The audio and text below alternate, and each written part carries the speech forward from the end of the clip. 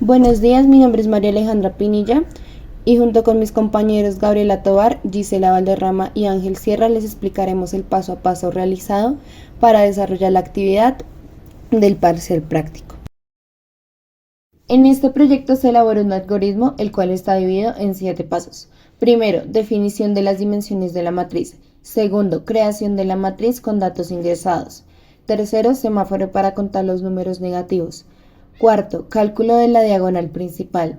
Quinto, recorrido fila por fila para establecer un contador de números negativos por cada una de ellas. Sexto, transformación de cada elemento positivo de la matriz principal sacando su raíz o cuadrado. Séptimo, impresión de los resultados obtenidos en una nueva matriz. En el siguiente código, lo primero que vamos a hacer es importar dos herramientas muy importantes en Python. La primera de ellas es import numpy. Esta es una caja de herramientas para manejar matrices y la otra es import match. Esta es una biblioteca que trae Python para hacer cosas matemáticas. Aquí es donde encontramos funciones como la raíz cuadrada, que la vamos a necesitar más adelante. Después de importar las herramientas, lo primero que hacemos es preguntarle al usuario cuántas filas y cuántas columnas quiere para la matriz. Cuando las variables n, que van a ser las filas, y m van a ser las columnas. Ahora usamos un bucle while con el que básicamente le decimos al usuario que mientras las dimensiones que ingresaste sean menores a 2, le voy a seguir pidiendo que ingrese números válidos, ya que el número de filas o columnas es menor que 2. Ahí le mostramos un mensaje que va a decir no se admiten los valores menores a 2 y volvemos a preguntar. Si esto está bien, es decir, si ambos valores son 2 o más, salimos del bucle y seguimos con el resto del algoritmo. Así aseguramos de que la matriz siempre tenga un tamaño mínimo para poder trabajar con ellas sin ningún problema. Ahora que ya tenemos las dimensiones correctas de la matriz, vamos a crearla. Será una matriz llena de ceros con n filas y m columnas. Después de crear la matriz vacía, necesitamos llenarla con los datos del usuario. Para eso usamos dos ciclos for anidados, en el que se va a recorrer cada fila y cada columna. Entonces, con estos dos bucles, básicamente estamos diciendo que para cada fila y para cada columna, pídele al usuario un valor y colócalo en esa posición de la matriz. Es como ir llenando la matriz casilla por casilla hasta que este se complete. Ahora vamos a verificar si en la diagonal principal de la matriz hay algún número negativo. Primero que ganamos dos variables. El semáforo que va a ser igual a 0. Esto es como una bandejita que nos va a indicar si encontramos un número negativo en la diagonal. Y subdiagonal que va a ser igual a 0. Aquí es donde vamos a guardar la suma de los números de la diagonal si todo está bien. Luego usamos otro ciclo que es for i in range n. Esto significa que vamos a recorrer toda la fila de la matriz en una diagonal principal. El índice de la fila y el de la columna son iguales, o sea, matriz i. Dentro de ese for ponemos una condición. Esto revisa el elemento que está en la posición i, o sea, en la diagonal principal. Si ese elemento es menor que 0, es decir, si es negativo, activamos el semáforo. O sea, el semáforo va a ser igual 1. Esto significa que encontramos un negativo en la diagonal principal. Y una vez que esto pasa, no vamos a sumar la diagonal. Si el semáforo está en 1, esto significa que encontramos un número negativo en la diagonal. Entonces mostramos un mensaje que diga, no se puede calcular la diagonal. Si el semáforo sigue en cero, esto quiere decir que la diagonal no tiene ningún número negativo y podemos proceder a sumarla.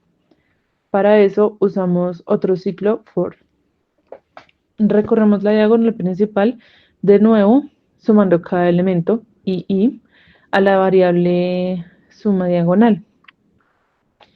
Y finalmente imprimimos el resultado con un mensaje que diga la diagonal de la matriz es seguido del valor de suma diagonal. Así mostramos la suma total de la diagonal si todo salió bien. Ahora vamos a crear una segunda matriz del mismo tamaño que la original, pero inicialmente llena de ceros. Luego hacemos un recorrido por cada fila de la matriz original. Dentro de este for creamos una variable para contar cuántos elementos negativos hay en esa fila. Negativos igual a 0. Empezamos con el contador de negativos en 0. Después vamos a revisar cada columna en la fila actual. Dentro de este segundo for ponemos una condición. Si el elemento en la posición i, j es negativo, incrementamos el contador de negativos, negativos más igual 1. Esto suma un contador de negativos cada vez que encontramos un número negativo en esa fila. En resumen, esta parte del código revisa cada fila y cuenta cuántos números negativos tiene. Después de contar cuántos números negativos hay en cada fila, viene la parte de decidir si esa fila pasa el filtro o no. Creamos un nuevo bucle que recorre cada columna de la fila actual para copiar en la nueva matriz. Entonces copiamos el elemento de la matriz 1 en la posición i, j a matriz 2. En la posición índice fila, j, básicamente estamos trasladando toda la fila de la matriz original a la nueva matriz. Después de copiar la fila completa, incrementamos índice fila en 1. Esto es para asegurarnos de que la fila válida se copie en la siguiente posición disponible en la matriz 2. Ahora ya tenemos matriz 2 con las filas filtradas. Vamos a transformar los elementos positivos de esa matriz. Esto significa que vamos a recorrer solo las filas que copiamos a matriz 2. Se recorre cada columna de esas filas válidas. Aquí tomamos el valor actual de la matriz en la posición i, j. Luego aplicamos una condición para transformar solo los valores positivos. Si el valor es mayor que 0, significa que es un número positivo y necesitamos transformarlo. Dentro de esta condición tenemos otra para ver si el número es par o impar, 2%. Este es el operador módulo que devuelve el residuo de una división. Si el residuo de dividir el número entre 2 es 0, el número es par, si no, es impar. Si el valor es par, lo reemplazamos por su raíz cuadrada y lo redondeamos a 2 decimales, así que el número se transforma a su raíz cuadrada. Si el valor es impar, lo elevamos al cuadrado y entonces el número se transforma a su cuadrado. En resumen, esta parte del código recorre matriz 2 y transforma los números positivos si son pares. Le saca la raíz cuadrada y si son impares, los eleva al cuadrado. Los números negativos y ceros se quedan igual. Finalmente, después de transformar los elementos positivos de la matriz 2, vamos a mostrar el resultado. Si índice fila es 0, significa que todas las filas tenían demasiados números negativos y no se copiaron. Imprimimos un mensaje. La matriz resultante quedó vacía porque todas las filas tenían más de la mitad de los valores negativos. Esto le explica al usuario por qué no hay una matriz resultante si índice fila no es 0. Si índice fila no es 0, significa que tenemos filas válidas en la matriz 2. Imprimimos la matriz resultante transformada. Usamos dos bucles for para recorrer la matriz 2 y mostrar cada elemento. Así el usuario puede ver la matriz final con las transformaciones aplicadas, raíces cuadradas o cuadrados. Vamos en este momento a probar la efectividad de nuestro código si funciona correctamente. Acá tenemos unos ejercicios realizados con los cuales nos vamos a guiar y vamos a mirar si obtenemos los mismos resultados. Entonces primero la diagonal. Lo primero que vamos a hacer es corroborar si la entrada de los datos de filas y matrices está regulada. Entonces vamos a colocar uno por uno. Me dice no se admiten valores menores a 2. Coloco 0, 0. Me vuelve a decir no se admiten valores a 2. Entonces coloco 3 por 3. Entonces digito el elemento 1, que es 2, 4, 5, 7, 6, 8, 1, 0 y 9. Me dice la diagonal de la matriz es 17, cuál es correcto. Acá podemos ver que la diagonal es 17 y la matriz transformada es esta, que coincide perfectamente con la obtenida. Entonces en este caso, muy bien. Volvemos a realizar para el segundo ejercicio. Tenemos una matriz 3×3, es 1, menos 1, 1, 2, 1, menos 3, menos 5, 0 y 1. Acá me dice que la diagonal es 3, es correcto, y la transformada es 1, menos 1, 1, 1,71, 1, menos 3, menos 5, 0 y 1 es correcto. Ahí estamos viendo que el funcionamiento va muy bien, no ha habido ningún error. Y para finalizar vamos a mirar este tercer ejercicio. Entonces los datos son menos 1, menos 2, 1, 2, menos 6, menos 3, menos 5, menos 3, 1.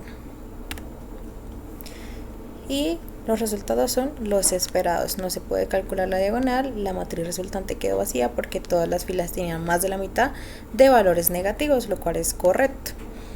Entonces, por lo que podemos ver, nuestro código funciona perfectamente. Para concluir, hablaremos de las lecciones aprendidas, los errores detectados y las posibles mejoras. Como primero, tenemos los errores detectados y cómo los solucionamos. Entonces, el primero fue validación de dimensiones. El error fue que al principio solo usábamos if para validar las dimensiones. Esto hacía que si el usuario ingresaba valores incorrectos una segunda vez, el programa continuara con esos valores inválidos. La solución fue que implementamos un bucle while para asegurarnos de que el programa no avanzara hasta que el usuario ingresara dimensiones válidas. Esto garantizó que siempre trabajáramos con una matriz de al menos 2×2. Manejo del semáforo y múltiples ciclos. El error fue que intentamos hacer todo en un solo ciclo for, lo que complicó mucho el código. No teníamos presente que podíamos usar múltiples ciclos para dividir el problema en partes más manejables. La solución fue que introdujimos el concepto de un semáforo para detectar números negativos en la diagonal y aprendimos a dividir el proceso en varios ciclos. Esto simplificó la lógica y nos permitió manejar cada parte del ejercicio por separado. Por último, tenemos la impresión de la matriz. El error fue que al principio la matriz se imprimía como una fila de números, lo que no era visualmente claro ni organizado. La solución fue que usamos bucles for anidados para imprimir la matriz fila por fila, logrando una presentación más limpia y comprensible. Bueno, para las posibles mejoras tenemos la optimización del rendimiento. Esto lo que busca es mejorar la eficiencia del programa para que usemos menos recursos como memoria o tiempo de ejecución. Es importante y es útil optimizar el rendimiento si el programa debe manejar datos más grandes o si se necesita que sea más rápido.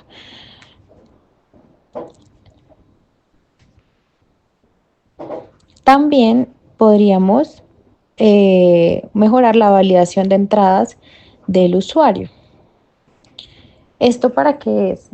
Queremos asegurarnos de que el usuario solo pueda ingresar valores válidos, como valores enteros positivos para las dimensiones de la matriz. Entonces, podríamos agregar condiciones para verificar si el valor ingresado es un número entero y no una letra o un número decimal. Y si el usuario ingresa algo incorrecto, se muestra un mensaje y se le pide que ingrese un valor válido.